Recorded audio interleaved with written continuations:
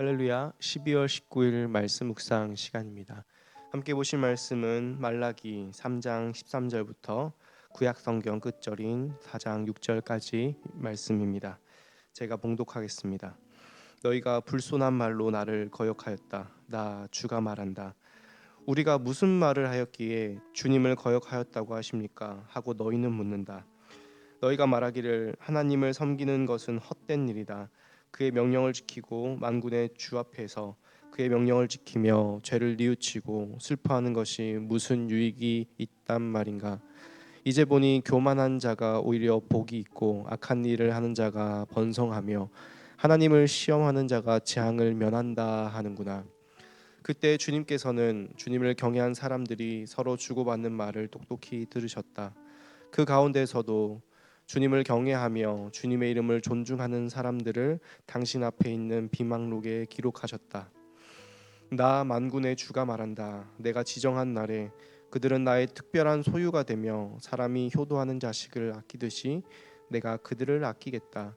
그때야 너희가 다시 의인과 악인을 분별하고 하나님을 섬기는 자와 섬기지 않는 자를 비로소 분별할 것이다. 나 만군의 주가 말한다. 용광로의 불길같이 모든 것을 살라버릴 날이 온다. 모든 교만한 자와 악한 일을 하는 자가 지푸라기같이 타버릴 것이다. 그날이 오면 불이 그들을 살라서 그 뿌리와 가지를 남김없이 태울 것이다. 그러나 내 이름을 경외하는 너희에게는 의로운 해가 떠올라서 치료하는 광선을 발할 것이니 너희는 외양간에서 풀려난 송아지처럼 뛰어다닐 것이다. 내가 이 일을 이루는 그 날에 악한 자들은 너희 발바닥 밑에서 재와 같이 될 것이니 너희가 그들을 짓밟을 것이다. 나 만군의 주가 말한다. 너희는 율법 곧 율례와 법도를 기억하여라. 그것은 내가 호렙산에서 내 종 모세를 시켜서 온 이스라엘이 지키도록 이른 것이다. 주의 크고 두려운 날이 이르기 전에 내가 너희에게 엘리야 예언자를 보내겠다. 그가 아버지의 마음을 자녀에게로 돌이키고 자녀의 마음을 아버지에게로 돌이킬 것이다. 돌이키지 아니하면 내가 가서 이 땅에 저주를 내리겠다. 아멘. 오늘 말라기 4장은 선지서의 마지막 장이자 구약 성경의 마지막 장입니다. 그래서 구약 성경의 중요한 핵심 내용을 요약해서 담고 있는데 그것은 무슨 내용이냐면 바로 심판과 회복의 내용입니다.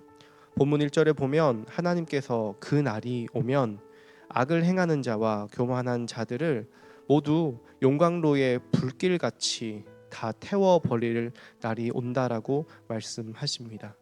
반대로 하나님께서는 자신의 이름을 경외하는 자들, 하나님의 말씀을 따라 살아가는 자들을 치료하시고 회복하셔서 공의로운 해가 떠올라서 치료하는 광선을 비추어 주셔서 마치 송아지가 외양간에서 풀려나 뛰어다니는 것처럼 그들이 회복되어서 자유를 얻을 것이라고 말씀하십니다. 그래서 오늘 이 말씀을 읽는 여러분과 저는 이 말씀이 이야기하는 심판과 회복이 어떻게 일어나는지, 누구에게 심판이고 누구에게 회복인지 다시 한번 생각해보는 귀한 시간 됐으면 좋겠습니다. 오늘 3장 18절에 보면 중요한 말라기의 주제가 나오는데 그것은 무엇이냐면 악인과 의인이 나오고 하나님을 섬기는 자와 섬기지 않는 자가 나옵니다. 이것이 말라기를 관통하는 주제인데요. 우리의 믿음이 언제 드러나냐면 고통스러운 현실에 부딪힐 때 그 믿음이 진짜인지 가짜인지 드러나는 것을 알게 됩니다. 지금 말라기서의 시대는 바벨론 포로 생활을 정리하고 귀향한 백성들이 다시 하나님께로 이스라엘로 돌아와서 성전을 건축하고 또 성벽을 쌓고 주변에 있는 이방인들에게 의해서 조직적인 협박과 위협을 당했습니다. 제사장들은 또 부패하여서 더 이상 하나님을 섬기지 않는 이런 시대, 사람들이 그래서 하나님에 대해서 얘기하기를 하나님을 섬기는 건 헛된 일이야 라고 14절에서 얘기를 합니다. 하나님의 말씀을 지키는 사람은 바보야. 회개하고 하나님께로 돌아가려고 하는 사람들 멍청한 사람들이야. 교만하게 살면 오히려 복이 있고 잘 되려면 악한 일도 해야 돼. 하나님은 없어. 이렇게 얘기하면서 살아가고 있는 것이죠. 그 가운데 하나님을 믿는 신앙과 믿음을 지키는 사람들, 말씀대로 따라 살아가려고 하는 사람들이 얼마나 큰 핍박과 어려움을 당하였겠습니까? 이런 내 외부적인 어려운 상황 가운데 하나님은 의인과 악의를 분별하고 하나님을 섬기는 사람과 섬기지 않는 사람들을 구별하셔서 악인은 심판하시고 의인은 회복시키신다고 말씀하시는 것입니다. 그런 상황 속에서 3장 16절에 보면 하나님께서는 주님을 경외하는 사람들이 서로 주고받는 말을 똑똑히 들으시며 주님의 이름을 존중하는 사람들을 당신 앞에 있는 비망록에 기록하셨다고 나와 있습니다. 비망록은 중요한 내용을 적는 책인데 하나님께서는 하나님의 말씀을 경외하고 하나님의 뜻대로 사는 사람들을 중요하게 여기신다라는 것이고 잊지 않으신다라는 말씀입니다. 세상은 하나님이 없다고 하지만 하나님을 따라 살아가는 것이 헛되다고 바보 같다 하지만 그런 가운데서도 말라기서는 끝까지 하나님의 말씀을 지키며 언약 백성으로 살아갈 것을 명령합니다. 왜냐하면 그 날이 반드시 올 거라고 이야기하기 때문입니다. 그 날이 언제입니까? 바로 2절에서 보면 의로운 해가 떠올라서 치료하는 광선을 바라는 그날입니다. 여기에서 치료하는 광선은 무엇이냐? 치료하는 것은 다름이 아니라 불치의 병을 치료하는 것을 이야기합니다. 그냥 놔두면 낫는 작은 상처가 아니라 결코 나을 수 없는 불치의 병을 치료하는 광선, 그것이 우리 가운데 비추어진다는 것입니다. 여러분과 저는 사실 불치병에 걸려 있었습니다. 그 병이 무엇입니까? 바로 아담과 하와가 범죄한 이유로 죄의 병이 걸려 있었습니다. 죄인으로 살아갈 수밖에 없어서 죽을 수밖에 없었던 것이 우리의 인생입니다.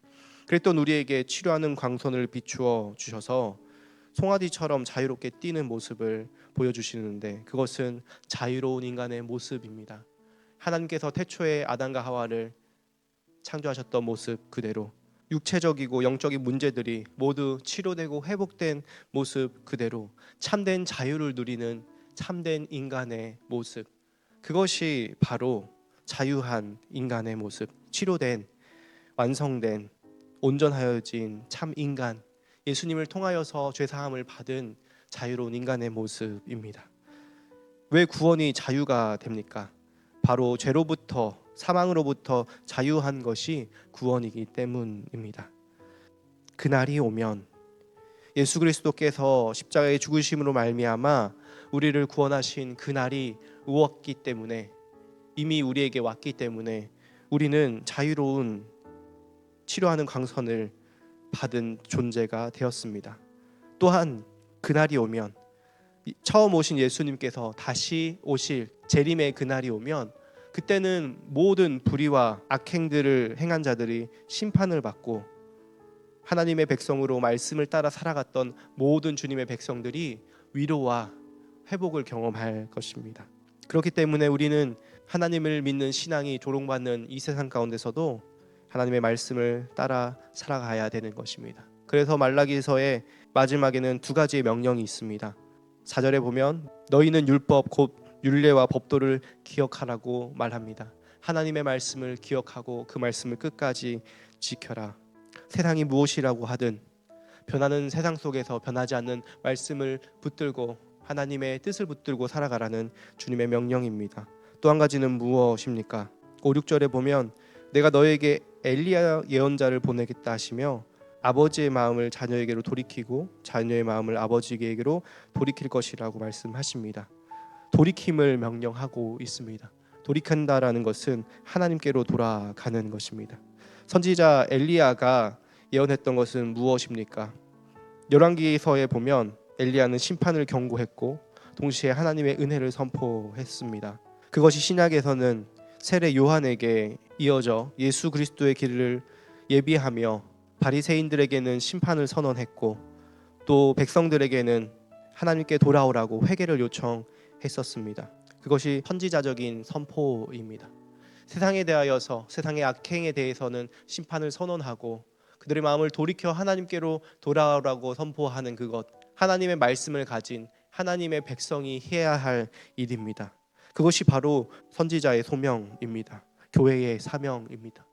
우리가 이제 새 생명 축제를 준비하면서 기도해야 될 것은 무엇입니까? 하나님, 우리가 먼저 이 세상 가운데 손가락질 당하고 말씀을 따라간다고 놀림 받지만 그럼에도 불구하고 신실하신 하나님의 언약을 기억하며 우리를 치료하시고 자유케 하신 그리스도인을 생각하며 살아가게 하소서 하며 말씀을 붙들고 살아가는 것입니다.